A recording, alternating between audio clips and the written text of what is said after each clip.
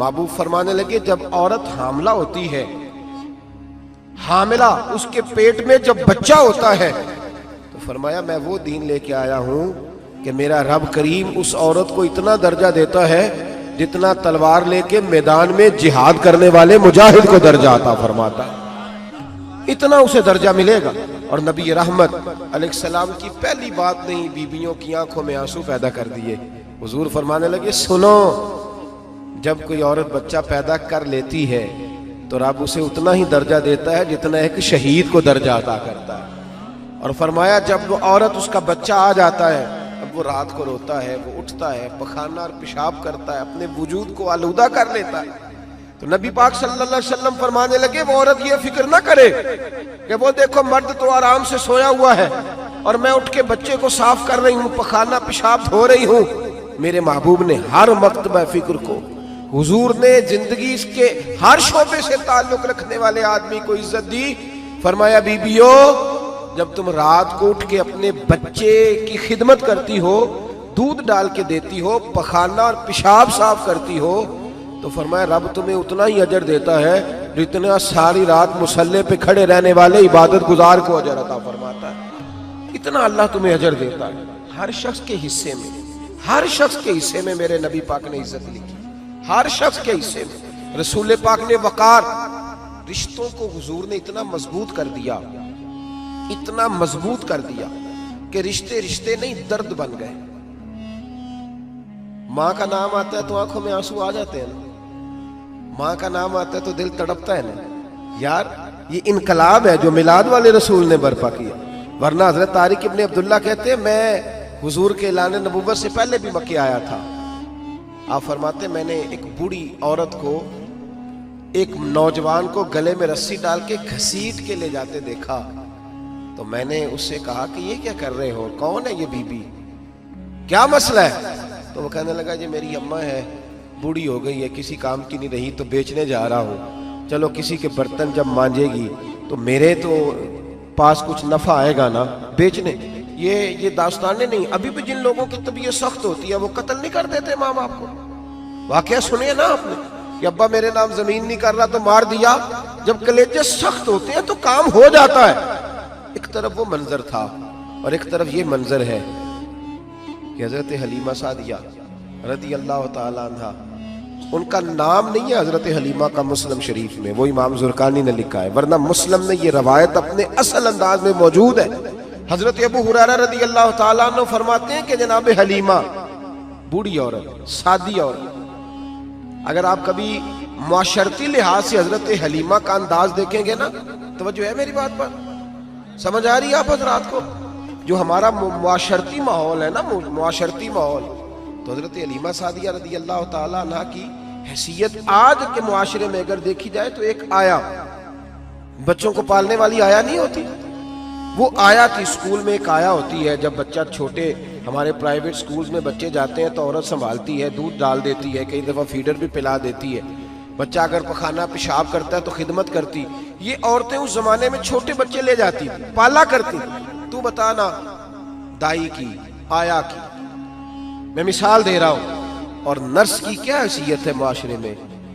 اور حضرت حلیمہ سعدیہ جب نبی پاک کو واپس لے کے آئی تھی تو چلو کچھ نہیں، لیکن نہ کچھ معاوضہ بھی انہیں حضرت عبد المطلب نے عطا کیا تھا، جناب آمنہ نے انہیں کچھ، ایک معنی یہ بھی ہو سکتا تھا کہ پیسے دے کے یہ کام کرایا، معنی ہو سکتا تھا۔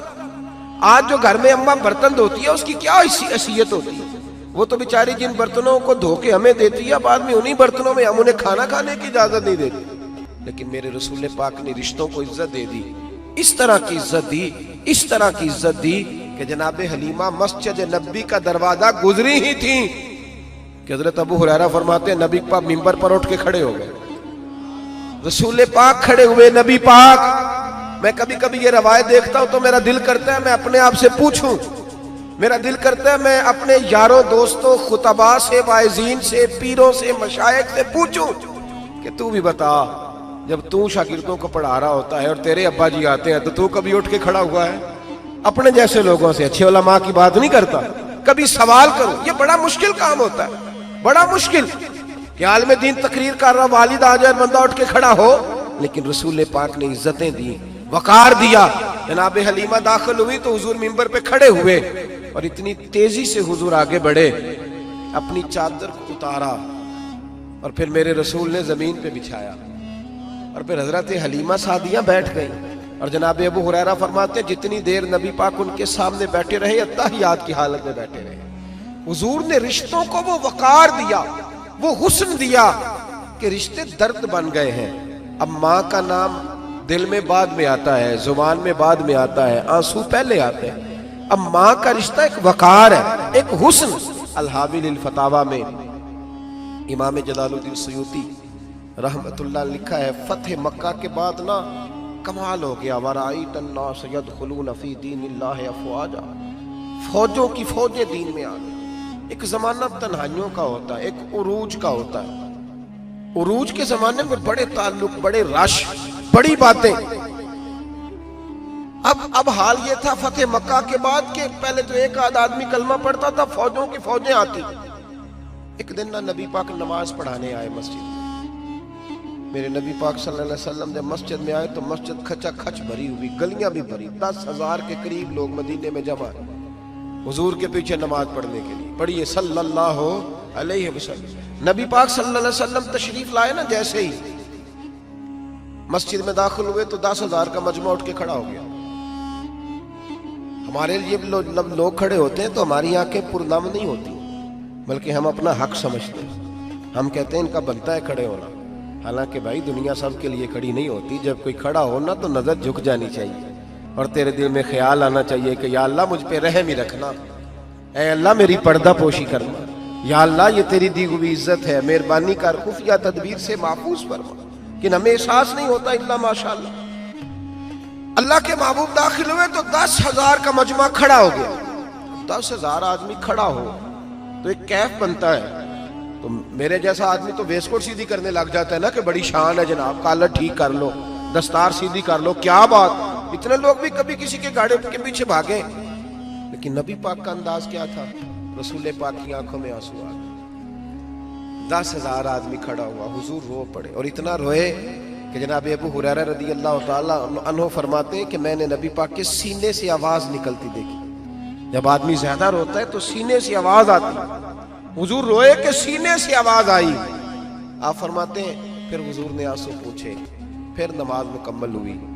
जब लोग चले गए तो हज़रत अबू बकर सिद्दीक उठ के करीब गए, कहा या रसूल अल्लाह सल्लल्लाहु अलैहि वसल्लम, आज कोई वजह नहीं थी रोने की, आप आए हैं और रोना शुरू कर दिया। तो मेरे महबूब फरमाने लगे, आज जब मैंने अपनी वो शानें देखी, वो मकाम देखा तो मुझे अपनी अम्मा की याद आ गई, माँ की याद। रिश्तों को वो इज्जत दी, वो वकार दिया, वो हुस्न दिया।